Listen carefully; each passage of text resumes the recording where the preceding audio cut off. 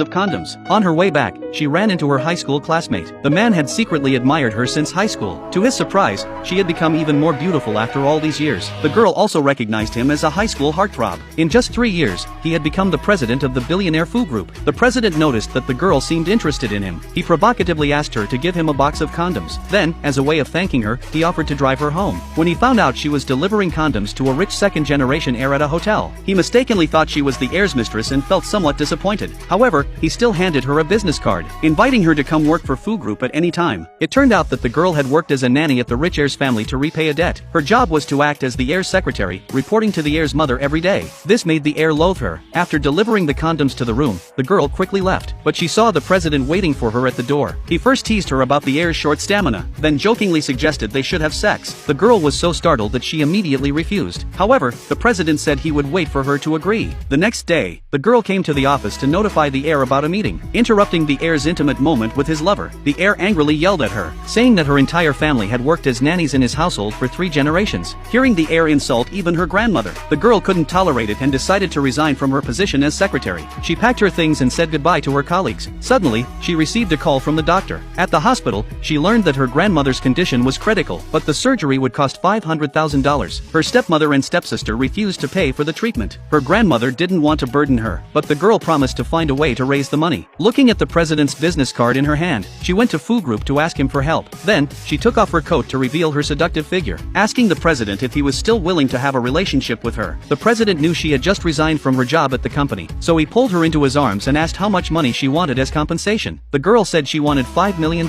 Then the president took her to his villa. The maids had never seen the president bring a woman home, and they assumed the girl was just his sexual partner. After a night of passion, the president was surprised to find that the girl was still a virgin. That's when he realized there was no relationship between her and the heir. So, he handed her a check for $10 million, and invited her to come work as his secretary at Fu Group. Since the girl had asked for $5 million more, she had no choice but to accept the president's arrangement. She returned to the heir's family to quit her nanny job. The heir, furious, threatened that she still owed him $5 million. The girl immediately placed a check on the table, then left without looking back. The heir thought she would come crawling back soon to ask for their help with her grandmother. Little did he know, the girl had already paid for her grandmother's surgery, and she would be working as the president's secretary from now on. One day, the president asked the girl to accompany him to a wedding. She looked stunning in her gown, and the president couldn't take his eyes off her. They arrived at the wedding venue. The president had to leave briefly for something. At that moment, the heir's mistress saw the girl and immediately mocked her for being abandoned by the heir. She accused the girl of having no right to be in such a high-class place. She then had the security guard throw the girl out. When the heir saw how beautiful the girl looked, he said that if she kneeled and apologized to him, he would allow her to return to her job as a nanny. The girl told him she didn't care about that at all. Furious, the heir was